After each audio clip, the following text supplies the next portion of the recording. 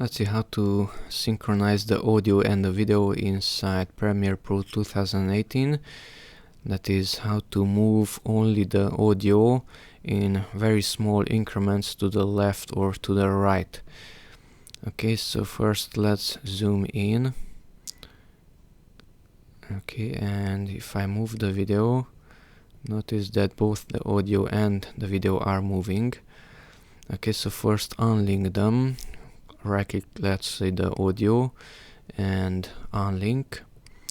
Okay, now we can move the audio and video separately, but notice the audio is jumping in pretty large increments, that is by frames.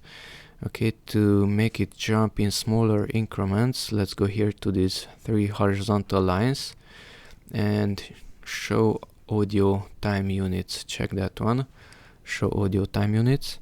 Now it's jumping in smaller increments, but it's still not good enough because there is another function which is enabled, which is snap. So S on the keyboard, disable snap, and now you can move it in even smaller increments. It's not jumping here to the video either. Okay, and if you want even smaller increments, then select the audio, hold down the Alt key and hold down the, let's see, the right arrow, and notice how slowly the audio track is moving to the right. Okay, Alt and to the left, and it's moving very slowly to the left, only the audio track.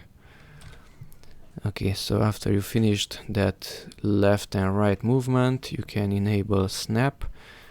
You can disable this one, show audio time units.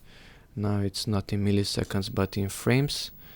And in the end you can hold down shift and select both the audio and video and link them together, supposing that they are synced.